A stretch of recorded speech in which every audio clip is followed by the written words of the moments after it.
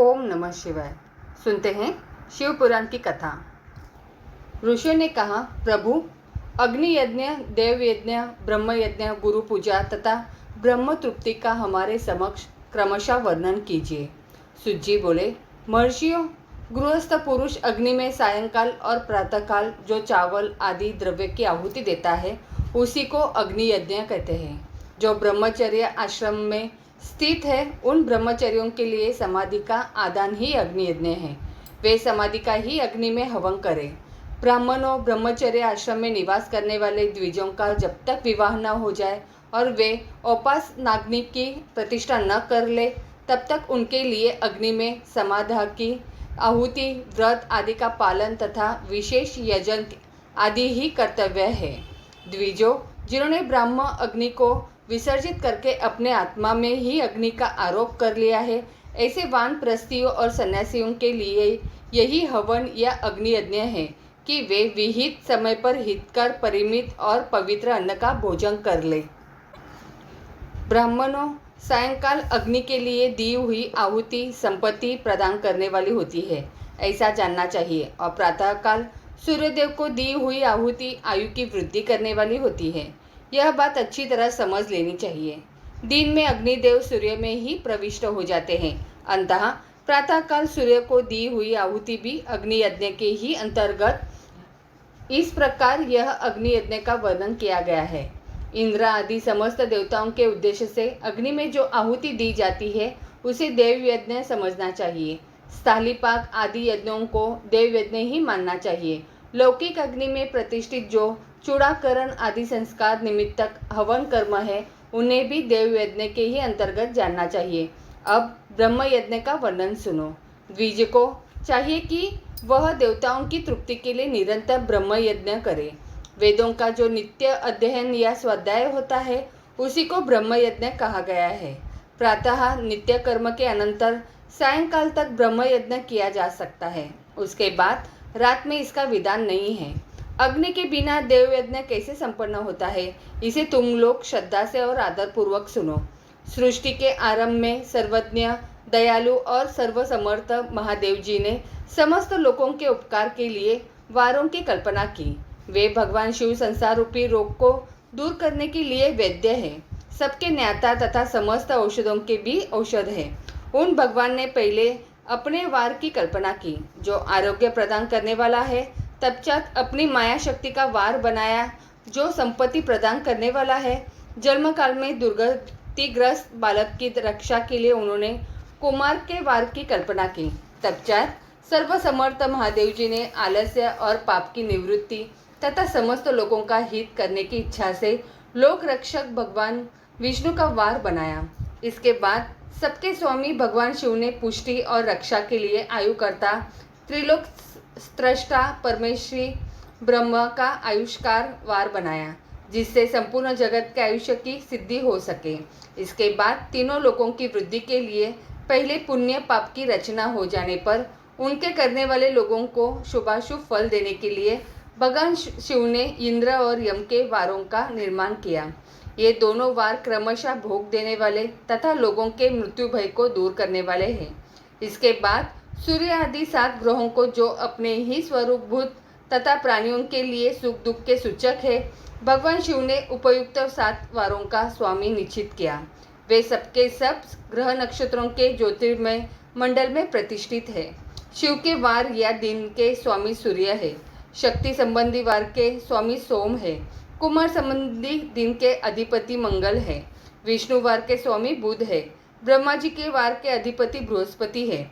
इंद्र वार के स्वामी शुक्र और यमवार के स्वामी शनैश्चर है। अपने अपने वार में की हुई उन देवताओं की पूजा उनके अपने अपने फलों को देने वाली होती है। सूर्य आरोग्य के और चंद्रमा संपत्ति के दाता है। मंगल व्याधियों का निवारण करते हैं। बुध पुष्टि देते हैं। बृहस्पति आयु की वृद्धि करते हैं। शुक्र भोग देते हैं और शनैश्चर मृत्यु का निवारण करते हैं। ये 7 वारों के क्रमशः फल बताए गए हैं जो उन देवताओं की प्रीति से प्राप्त होते हैं। अन्य देवताओं की भी पूजा का फल देने वाले भगवान शिव ही है। देवताओं की प्रसन्नता के लिए पूजा की 5 प्रकार की ही पद्धति बनाई गई। उन देवताओं के मंत्रों का जप यह पहला प्रकार है। उनके लिए होम करना दूसरा, दान करना तीसरा तथा तप करना चौथा प्रकार है। किसी वेदी पर, प्रतिमा में, अग्नि में अथवा ब्राह्मण के शरीर में आराध्य देवता की भावना करके 16 उपचारों से उनकी पूजा या आराधना करना पांचवा प्रकार है। इनमें पूजा के उत्तरोत्तर आधार श्रेष्ठ है। पूर्व के अभाव में उत्तरोत्तर आधार का अवलंबन करना चाहिए। दोनों नेत्रों तथा मस्तक के रोग में और कुष्ठ रोग की शांति के लिए भगवान सूर्य की पूजा करके ब्राह्मणों को भोजन कराएं। तदंतर एक दिन, एक मास, एक वर्ष अथवा 3 वर्ष तक लगातार ऐसा साधन करना चाहिए। इसे यदि प्रबल प्रारब्ध का निर्माण हो जाए तो रोग एवं जरा आदि रोगों का नाश हो जाता है। इष्ट देव के नाम मंत्रों का जप आदि साधन वार आदि के अनुसार फल देते हैं।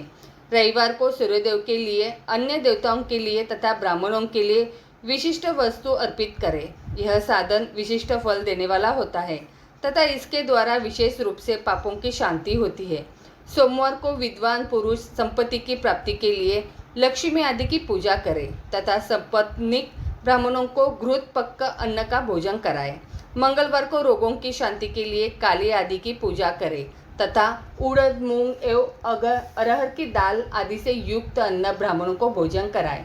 बुधवार को विद्वान पुरुष दधि युक्त अन्न से भगवान विष्णु का पूजन करें।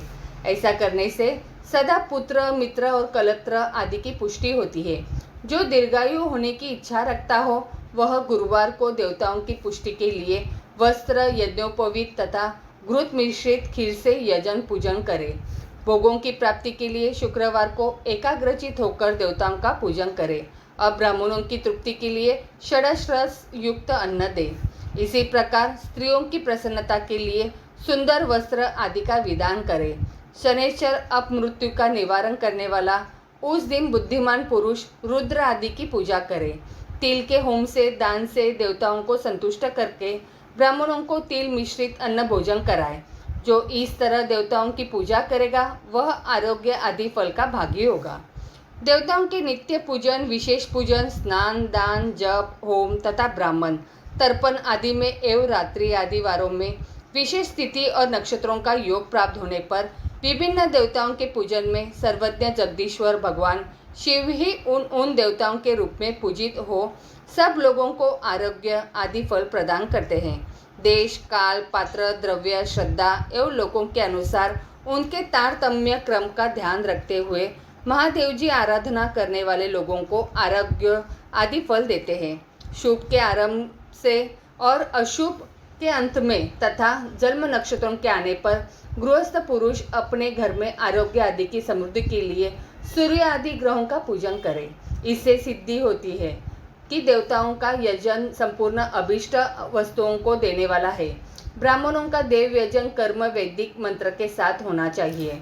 शूद्र आदि दूसरों का देव यज्ञ तांत्रिक विधि से होना चाहिए। शुभ फल की इच्छा रखने वाले मनुष्यों को सातों ही दिन अपनी शक्ति के अनुसार सदा देव पूजन करना चाहिए। निर्धन मनुष्य तपस्या द्वारा और धनी धन के द्वारा देवताओं की आराधना करे। वह बार बार श्रद्धा पूर्वक इस तरह के धर्म का अनुष्ठान करता है और बारंबार पुण्य लोकों में नाना प्रकार के फल भोगकर पुनः इस पृथ्वी पर जन्म ग्रहण करता है। धनवान पुरुष सदा भोग सिद्धि के लिए मार्ग में वृक्षादि लगाकर लोगों के लिए छाया की व्यवस्था करे, जलाशय बनवाए, वेदाशास्त्रों की प्रतिष्ठा के लिए पाठशाला का निर्माण करे तथा अनन्य प्रकार से भी धर्म का संग्रह करता रहे। धनी को यह सब कार्य सदा ही करते रहना चाहिए। समयानुसार पुण्य कर्मों के परिपाक से अंतःकरण शुद्ध होने पर ज्ञान की सिद्धि हो जाती है। द्विजों, जो इस अध्याय को सुनता, पढ़ता अथवा सुनने की व्यवस्था करता है उसे देव यज्ञ का फल प्राप्त होता है। ऋषियों ने कहा, समस्त पदार्थों के ज्ञातों में श्रेष्ठ सुज्जी, अब आप क्रमशः देश, काल आदि का वर्णन करें।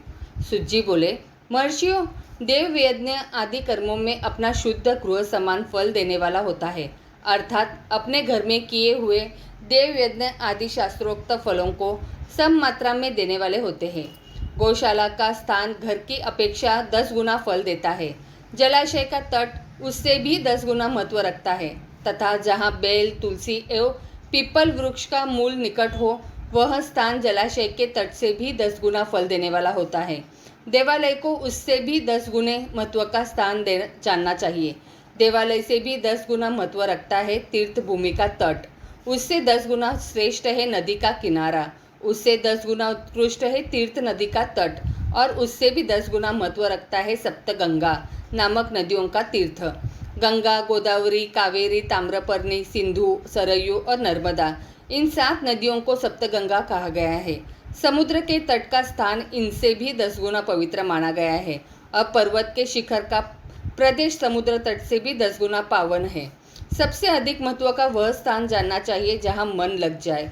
यहाँ तक देश का वर्णन हुआ, अब काल का तारतम्य बताया जाता है। सत्य युग में यज्ञ, दान आदि कर्म पूर्ण फल देने वाले होते हैं, ऐसा जानना चाहिए। त्रेता युग में उसका 3/4 फल मिलता है। द्वापर में सदा आधे ही फल की प्राप्ति कही गई है। कलयुग में 1/4 ही फल की प्राप्ति समझनी चाहिए, और आधा कलयुग बीतने पर उस 1/4 फल में से भी 1/4 कम हो जाता है। शुद्ध अंतकरण वाले पुरुष को शुद्ध एवं पवित्र दिन सम फल देने वाला होता है। विद्वान ब्राह्मणों सूर्य संक्रांति के दिन किया हुआ सत्कर्म पूर्वोक्त शुद्ध दिन की अपेक्षा 10 गुना फल देने वाला होता है, यह जानना चाहिए। उससे भी 10 गुना महत्व उस कर्म का है जो विषु नामक योग में किया जाता है। दक्षिणायन आरंभ होने के दिन अर्थात कर्क की संक्रांति में किए हुए पुण्य कर्म का महत्व विषय से भी 10 गुना माना गया है। उससे भी 10 गुना मकर संक्रांति में और उससे भी 10 गुना चंद्र ग्रहण में किए हुए पुण्य का महत्व है। सूर्य ग्रहण का समय सबसे उत्तम है, उसमें किए गए पुण्य कर्म का फल चंद्र ग्रहण से भी अधिक और पूर्ण मात्रा में होता है। इस बात को विज्ञ पुरुष जानते हैं। जगद रूपी सूर्य का राहु रूपी विष से संयोग होता है, इसलिए सूर्य ग्रहण का समय रोग प्रदान करने वाला है। अंततः उस विषय की शांति के लिए उस समय स्नान, दान और जप करें। वह काल विष की शांति के लिए उपयोगी होने के कारण पुण्यप्रद माना गया है। जन्म नक्षत्र दिन तथा व्रत की वृत्ति के दिन का समय सूर्य ग्रहण के समान ही समझा जाता है, परंतु महापुरुषों के संग का काल करोड़ों सूर्य ग्रहण के समान पावन है, ऐसा ज्ञानी पुरुष जानते मानते हैं। तपोनिष्ठी योगी और न्यायनिष्ठी गति ये पूजा के पात्र हैं, क्योंकि ये पापों के नाश में कारण होते हैं। जिसने 24 लाख गायत्री का जप कर लिया हो, वह ब्राह्मण भी पूजा का उत्तम पात्र है। वह संपूर्ण फलों और भोगों को देने में समर्थ है। जो पतन से त्राण करता अर्थात नरक में गिरने से बचता है, उसके लिए इसी गुण के कारण शास्त्र में पात्र शब्द का प्रयोग होता है। वह दाता का पातक से त्राण करने के कारण पात्र कहलाता है। गायत्री अपने गायक का पतन से त्राण करती है, इसलिए वह गायत्री कहलाती है। जैसे इस लोक में जो धनहीन है वह दूसरे को धन नहीं देता, जो यहाँ धनवान है वही दूसरे को धन दे सकता है, उसी तरह जो स्वयं शुद्ध और पवित्र आत्मा है वही दूसरे मनुष्यों का त्राण या उद्धार कर सकता है। जो गायत्री का जप करके शुद्ध हो गया है वही शुद्ध ब्राह्मण कहलाता है। इसलिए दान, जप, होम और पूजा सभी कर्मों के लिए वही शुद्ध पात्र है। ऐसा ब्राह्मण ही दान तथा रक्षा करने की पात्रता रखता है। स्त्री हो या पुरुष, जो भी भूखा हो वही अन्नदान का पात्र है। जिसको जिस वस्तु की इच्छा हो उसे वह वस्तु बिना मांगे ही दे दी जाए तो दाता को उस दान का पूरा फल प्राप्त होता है, ऐसी महर्षियों की मान्यता है। जो सवाल या याचना करने के बाद दिया गया हो वह दान आधा ही फल देने वाला बताया गया है। अपने सेवक को दिया हुआ दान 1/4 फल देने वाला होता है। विप्रवरों, जो जाति मात्र से ब्राह्मण है और दीनतापूर्ण वृत्ति से जीवन बिताता है, उसे दिया हुआ धन का दान दाता को इस भूतल पर 10 वर्षों तक भोग प्रदान करने वाला होता है। वही दान यदि वेदवत्ता ब्राह्मण को दिया जाए तो वह स्वर्ग लोक में देवताओं के वर्ष से 10 वर्षों तक दिव्य भोग देने वाला होता है।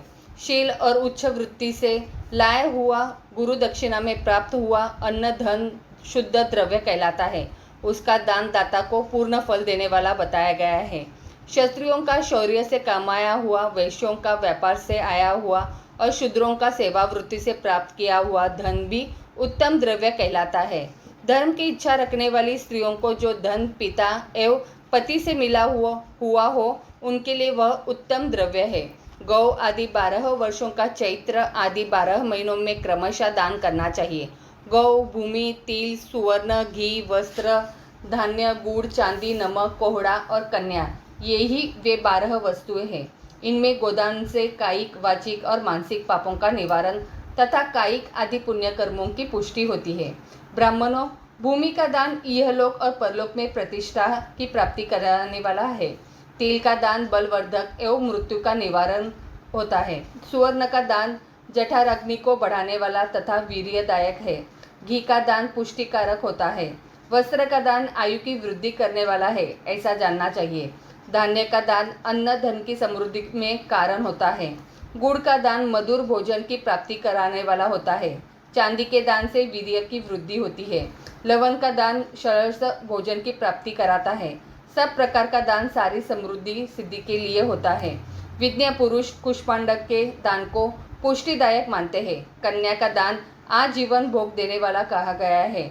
ब्राह्मणों, वह लोक और परलोक में भी संपूर्ण भोगों की प्राप्ति कराने वाला है। विद्वान पुरुष को चाहिए कि जिन वस्तुओं से श्रवण आदि इंद्रियों की तृप्ति होती है उनका सदा दान करे। श्रोत्र आदि इस इंद्रियों के जो शब्द आदि 10 विषय है उनका दान किया जाए तो वे भोगों की प्राप्ति कराते हैं तथा दिशा आदि इंद्रिय देवताओं को संतुष्ट करते हैं। वेद और शास्त्रों को गुरु मुख से ग्रहण करके गुरु के उपदेश से अथवा स्वयं ही बोध प्राप्त करने के पश्चात जो बुद्धि का यह निश्चय होता है कि कर्मों का फल अवश्य मिलता है, इसी को उच्च कोटि की आस्तिकता कहते हैं। भाई बंधु अथवा राजा के भय से जो आस्तिकता बुद्धि या श्रद्धा होती है वह कनिष्ठ श्रेणी की आस्तिकता होती है, जो सर्वथा दरिद्र है। इसलिए जिसके पास सभी वस्तुओं का अभाव है वह वाणी अथवा कर्म द्वारा यजन करे। मंत्र, स्तोत्र और जप आदि को वाणी द्वारा किया गया यजन समझना चाहिए तथा तीर्थ यात्रा और व्रत आदि को विद्वान पुरुष शारीरिक यजन मानते हैं। जिस किसी भी उपाय से थोड़ा हो या बहुत देवतार्पण बुद्धि से जो कुछ भी दिया अथवा किया जाए वह दान या सत्कर्म भोगों की प्राप्ति कराने में समर्थ होता है। तपस्या और दान ये 2 कर्म मनुष्य को सदा करने चाहिए तथा ऐसे गृह का दान करना चाहिए जो अपने वर्ण और गुण से सुशोभित हो। बुद्धिमान पुरुष देवताओं की तृप्ति के लिए जो कुछ देते हैं वह अतिशय मात्रा में और सब प्रकार के भोग प्रदान करने वाला होता है। उस दान से विद्वान पुरुष यह लोक और परलोक उत्तम जन्म और सदा सुलभ होने वाला भोग पाता है। ईश्वरार्पण बुद्धि से यज्ञ दान आदि कर्म करके मनुष्य मोक्ष फल का भागी होता है।